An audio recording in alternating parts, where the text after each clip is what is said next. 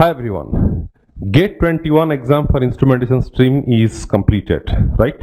So I'd like to give you the detailed analysis of this particular papers. So there are few changes in GATE 21 with respect to GATE 20 in terms of the changes in syllabus which you have seen.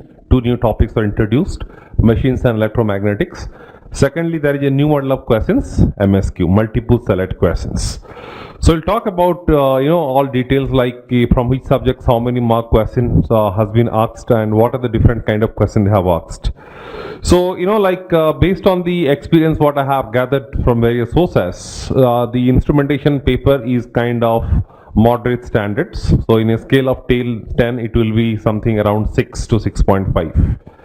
Okay, so paper is like kind of okay.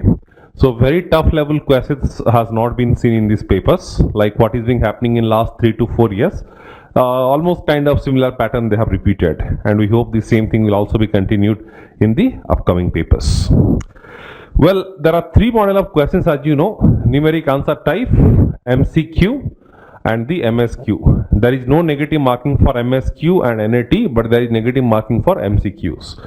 So I am not speaking regarding non-technical, I am speaking regarding technicals. So out of 65 questions, which is 100 marks, 10 questions are gone for what? Aptitude English, and the remaining 55 questions are from the technical segments. So I have given a table, so where I have done all the analysis, I will be giving the details. And this, if you add, there are 32 number of numeric answer type questions, 3 number of MSQ questions, and 20 number of MCQ questions. So if you add everything, so this happens to 55 questions. And like technical segment, we have 55 questions, which corresponds to 85 marks. There is no negative marking for this and this, but there is negative marking for this MCQs. The quantity is less 20. A good number of questions has been framed from these segments. So there is a curiosity among the students to know like how many MSQ questions in a paper will get, right? So it is very less, only 3 questions they have asked from the MSQ segments. So it's because a MSQ questions can be framed in many different ways. A very tough standard questions can be framed, but those 3 questions which came, 2 from digital and 1 from control systems, are kind of very usual model common trend questions. It's like 2 or 3 1 mark question they have clubbed into a single questions and they made it MSQs. So obviously it was also expected the number of MSQ questions will be less in numbers, because if 2-3 questions are embedded in a single questions, then they cannot give you like 20-30 number of questions, right? It should be logically justified also. So it's a good number. So I believe in the upcoming papers, let it be electrical, electronics, the number of MSQ questions will be limited in the range of 5, not beyond 5 it should be, is what we expect. Let's see. Okay, so these are the corresponding subject names, and this column is meant for number of 2 mark questions, number of 1 mark questions, total number of questions, and total marks. So from network subjects, okay, so this time very less weightage, only 2 questions they have asked, and both of them are 2 mark questions. So 2 into 2, total 4 mark question has been asked from the network. So only 2 questions. This is like exceptional cases. So what happens this year in instrumentation papers, what I believe, like the number of papers has been increased, right? 2 papers they have increased. Already there are so many number of papers. So to frame questions from like from every subjects, so some compromise has to be done. If you count how many number of subjects are there in IN syllabus, you can see 1 2 3 4 5 6 7 8 9 10 11 12 13. I haven't included the non-technical part. Technical only 13 subjects are there. So from networks you have only 2 questions. Control systems number of questions are 5. Okay, 2 marks and 3 1 mark questions, that is 7 marks they have asked in terms of 5 questions in control systems. Signal systems 1 2 mark questions, 5 1 mark questions, so this happens to be total 6 questions and 7 marks. Digital electronics 3 2 mark questions and 3 1 mark questions, total 6 questions and 9 marks. Measurements they have asked 4 2 mark questions and 3 1 mark questions, total 7 questions corresponds to 11 marks. Communications, okay, only 2 questions they have asked. So 1 mark, 1 2 marks, total 3 marks. Optical instrumentations like that LED, laser, all those Michelson interferometers, there are total number of questions is 3, okay, and 2 number of 1 mark questions, 1 2 mark questions, that is 4 marks. Transducers, again 336 questions, 3 1 marks and 3 2 marks, total 9 marks. Electromagnetics, this is a new topic they have introduced this year. So there are 2 2 mark questions, 1 1 mark questions, 5 mark they have asked. Total 3 questions, 5 marks. Electrical machines, there are 3 questions and 4 marks. Analog circuits, there are 5 questions, 4 2 marks and 1 1 marks, and total 9 marks they have asked. Mathematics, this year they have already said 13 marks will be asked for maths, so that's what they have done also. 6 number of 2 mark questions and 1 1 mark question they have asked, total 7 questions, which corresponds to 13 marks.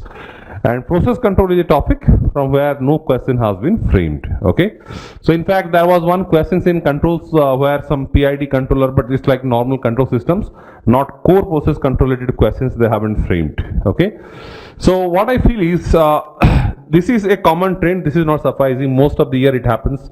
Like you can expect, like in every 2-3 year, one question you can expect from this topic. So this year, you know, they haven't given. Okay. Network theory, this used to be at least around 8 marks, but this exceptions, like only 4 marks they have asked. But rest of the topics are kind of okay.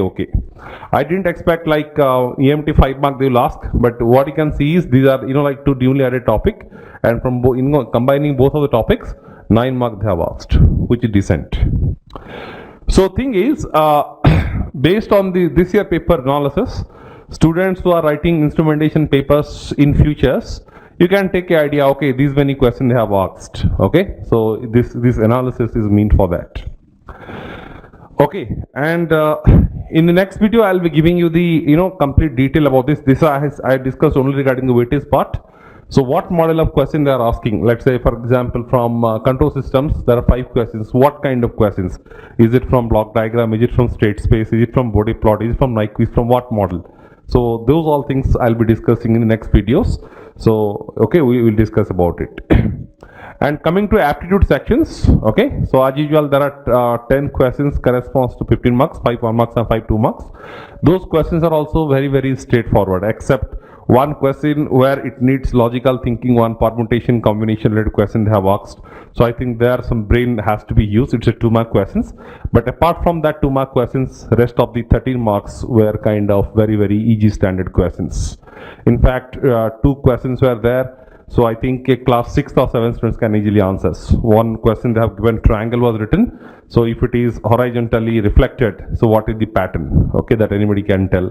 Then okay, so in our website, those 8 questions has already been uploaded. I believe if you go through them, so at least 6 to 7 questions everybody should be able to answer, including the school students who are in the class 10th. Okay, so aptitude is very easy standards and very low standard question they have framed. Technical is, as I said, moderate, like 6 to 6.5 in a scale of 10, but aptitude segments is pretty straightforward.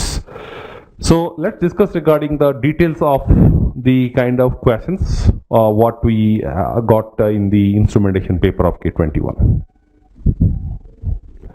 As I said, there are 2 questions from networks, and both of them are 2 mark questions. One question was from resonance, and another question was from the AC power topic. Now, what is this resonance question? This was something like this.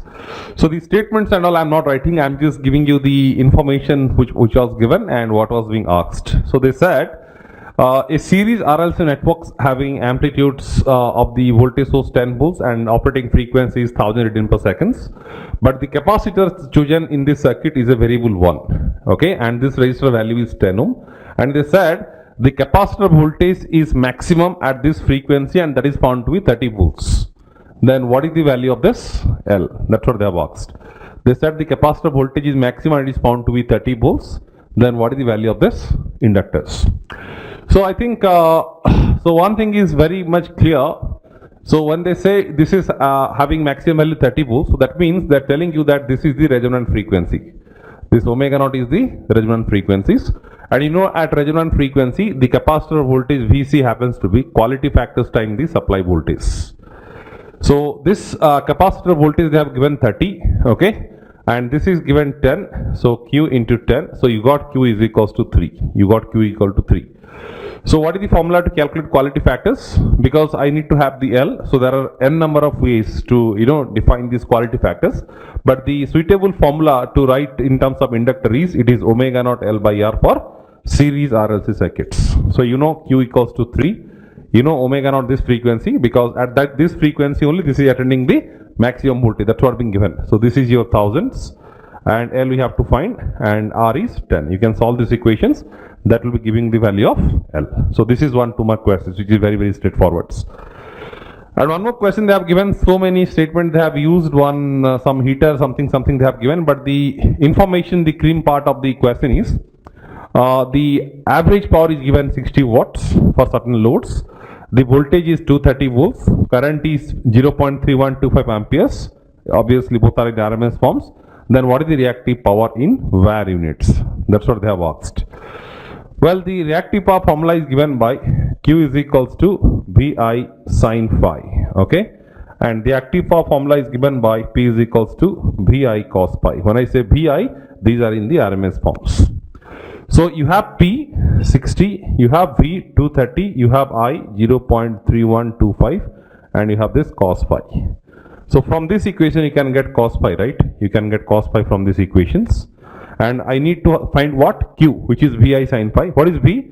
V is again 230. What is I? 0.3125. And once you get cos phi, you can easily get sin phi, right? What is the sin phi formula?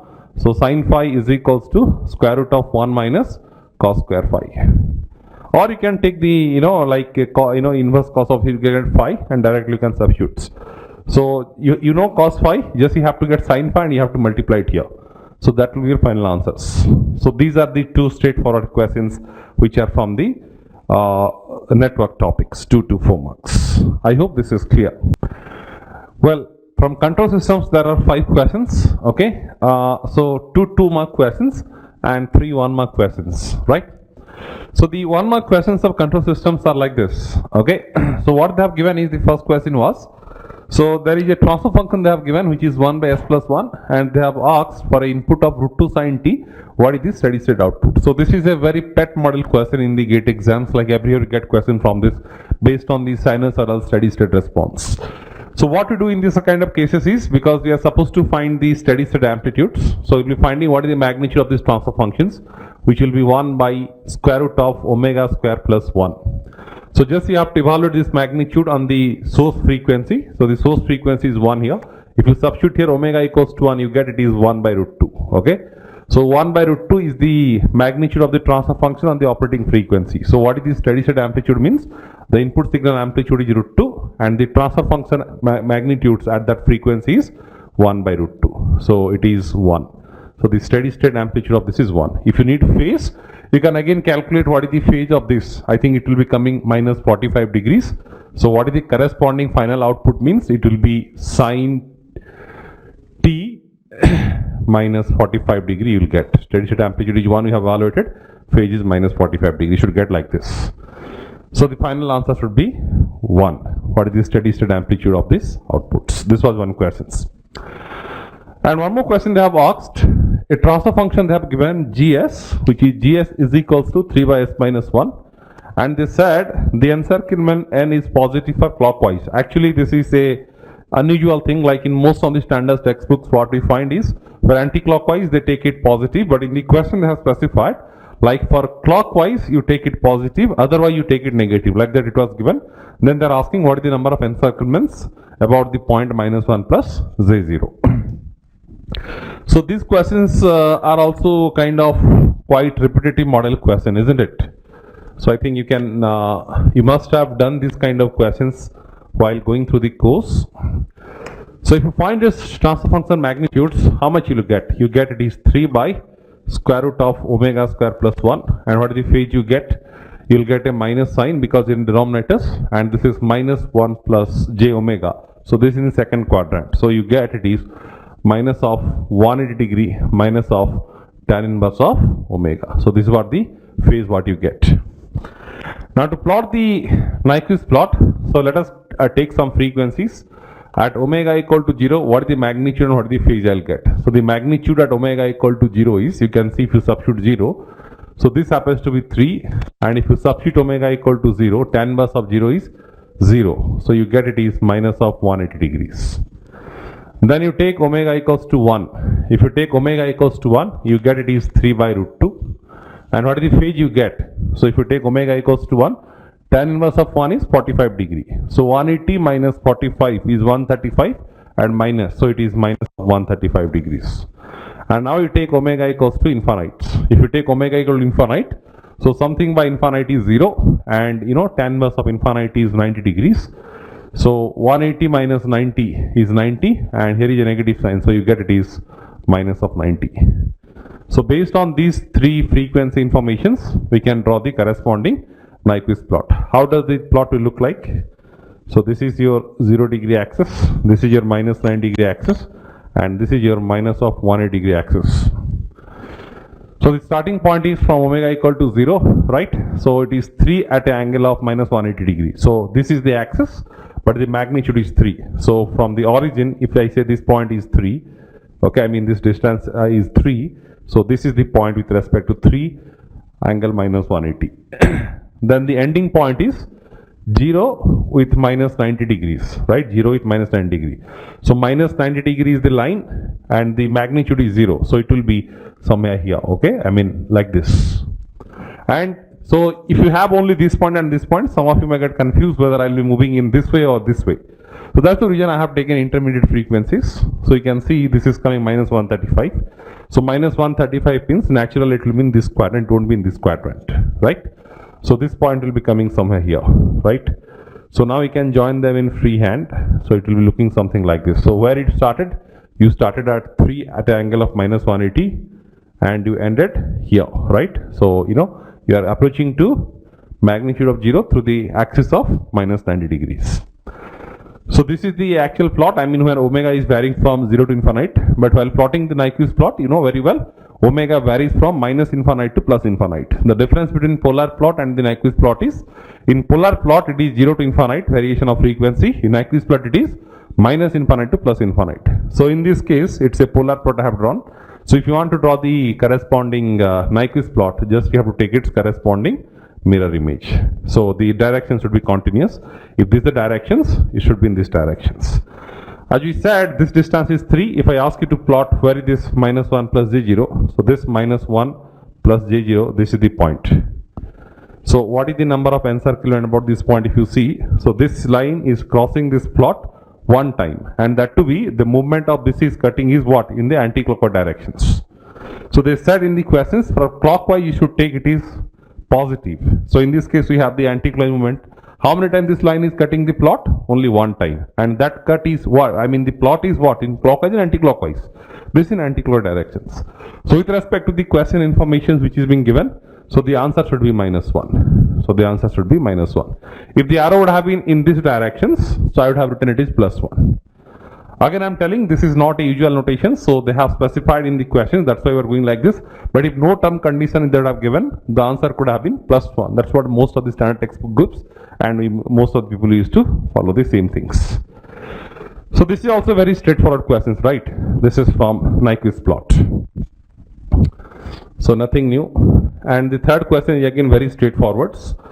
So what they said is there is a transfer functions GS which is 1 by S plus 1 into S plus 3, and there is a PID controller CS whose transfer function is K multiplied by S plus 3 plus J multiplied by S plus 3 minus J divided by S.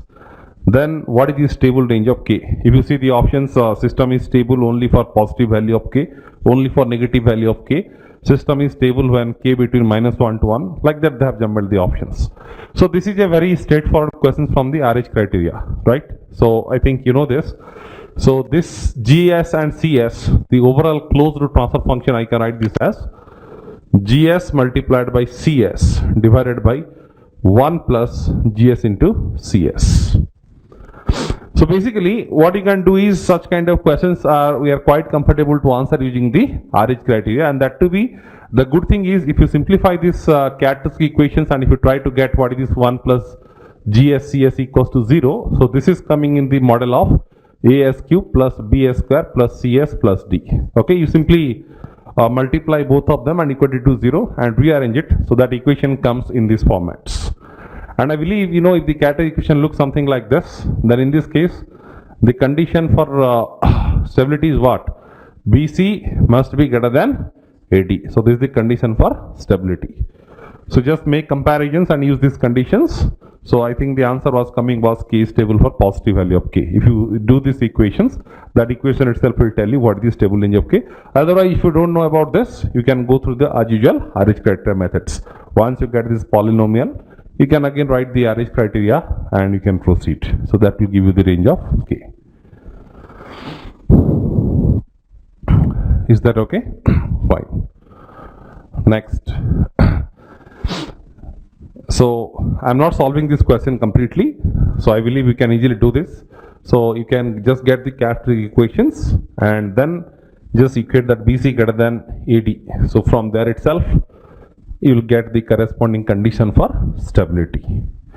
So I think it was coming k greater than 0 only.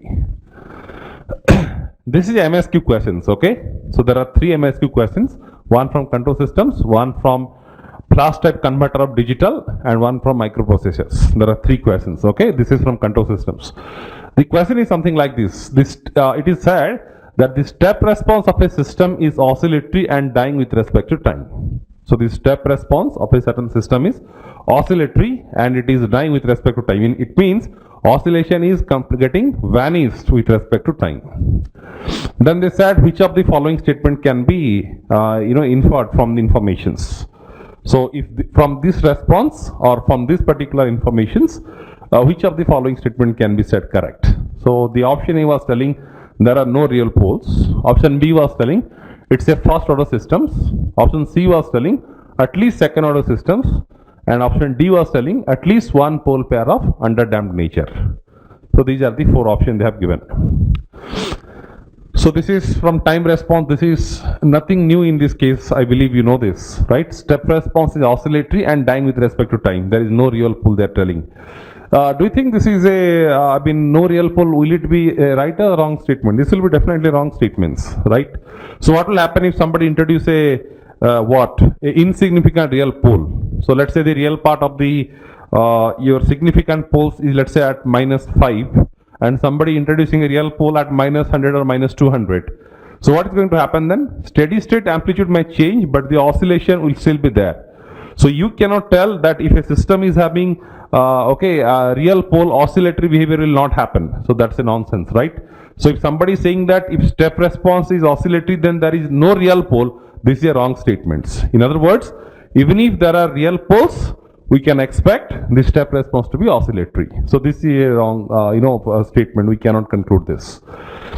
And then first order systems, you know very well, for a first order system, when the input is step, the response always happens to be something like this. So it will be something like this step response. Okay, so oscillations will never happen in the first order systems if the input is step.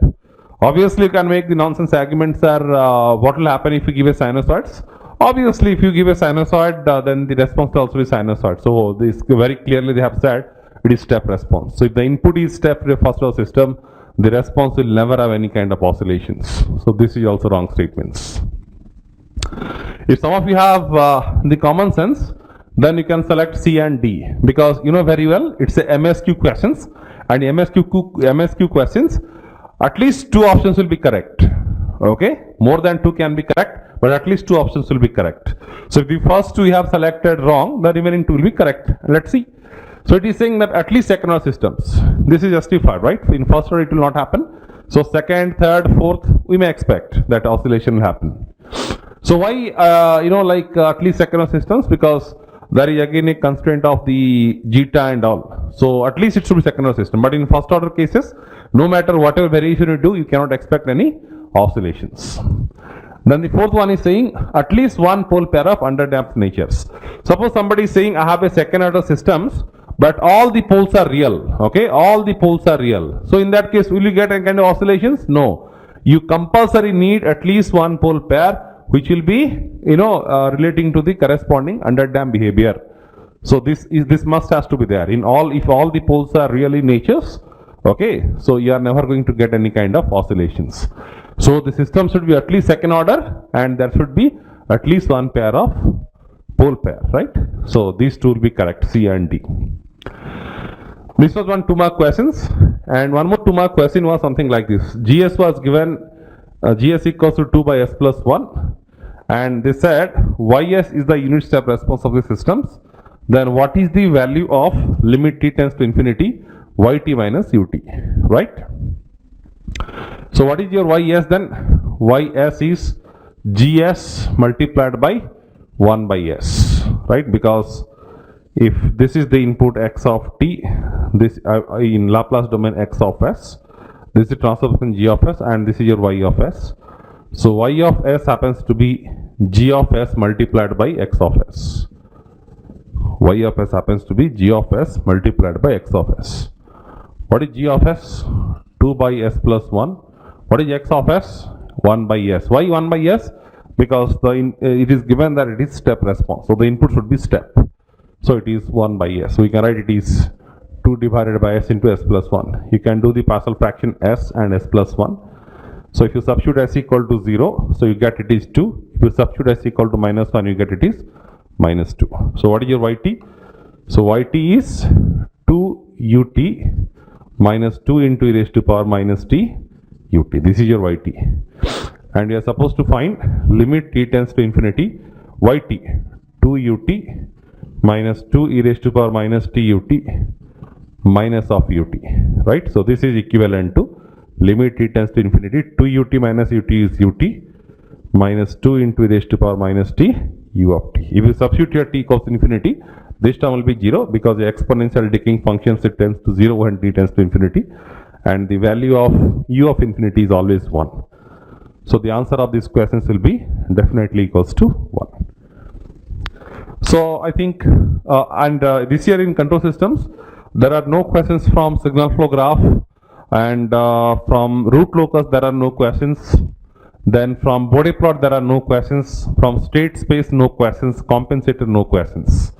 So all questions, I mean, from there, from basics of time response, and one from Nyquist plot and one from the steady state response. So that steady state response questions, some people can think in signal, some people can think in networks. It's a personal choice.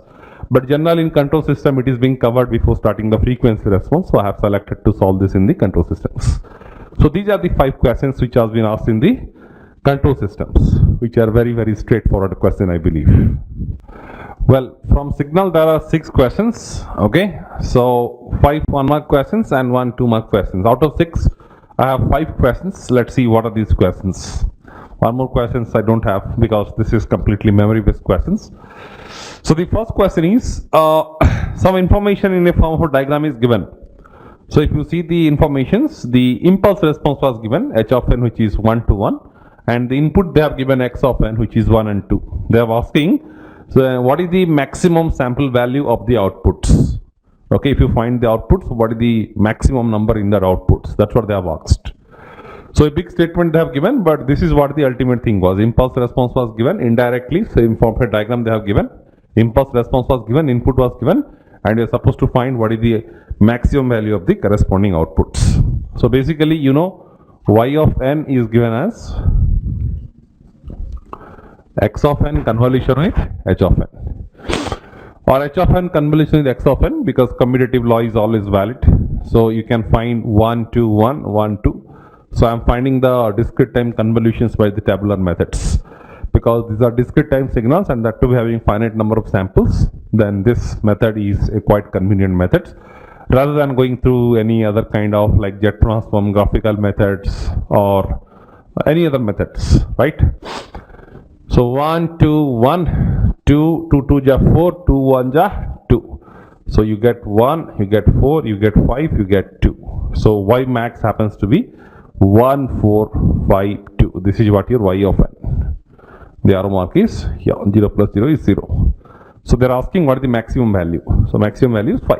So 5 should be the right answer for these questions.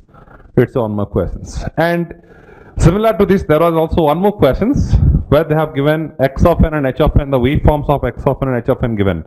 There are so many number of samples. I think in x of n 20 number of samples, and in h of n I think 2 or 3 samples were there, and they have asked how many number of non-zero samples will be there in y of n.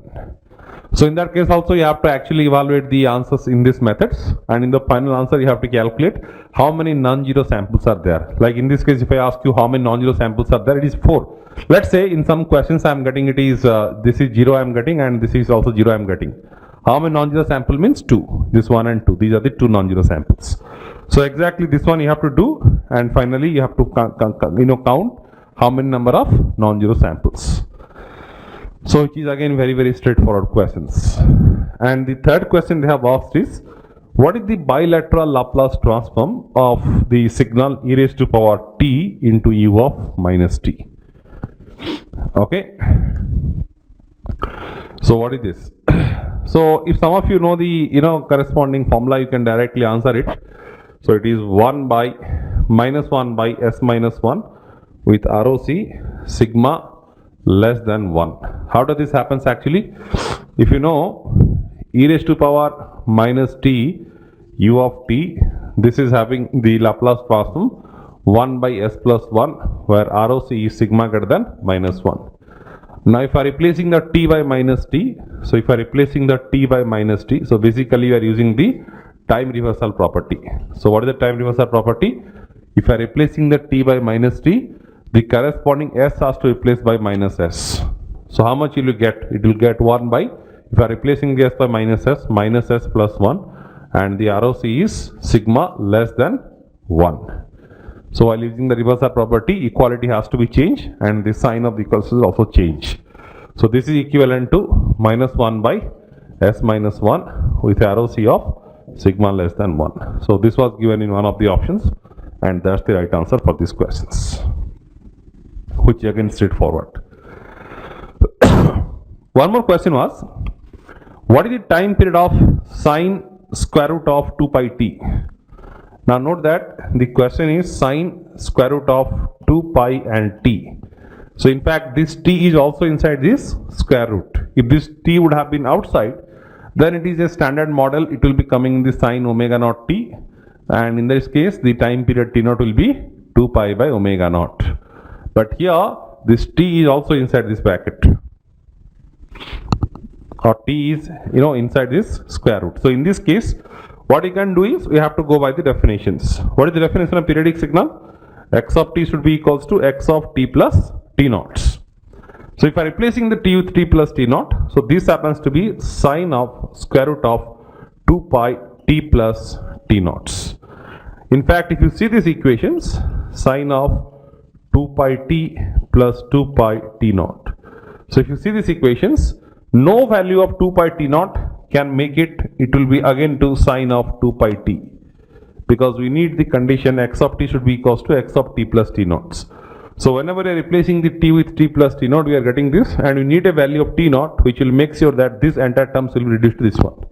It is very clear from this, like no value of t naught will satisfy this. Some of you can make arguments 0.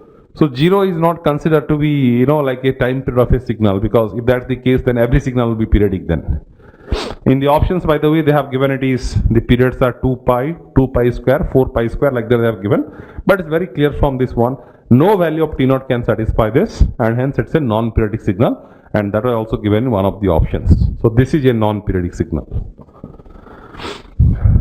And then there was one more question from convolutions, that y of t is defined as e raised to power minus 3t ut convolve with u of t plus 3.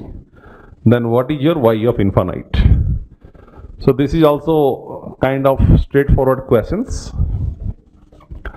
You know very well, e raised to power minus 80 ut convolve with u of t is given by 1 by a 1 minus e raised to power minus 80 ut.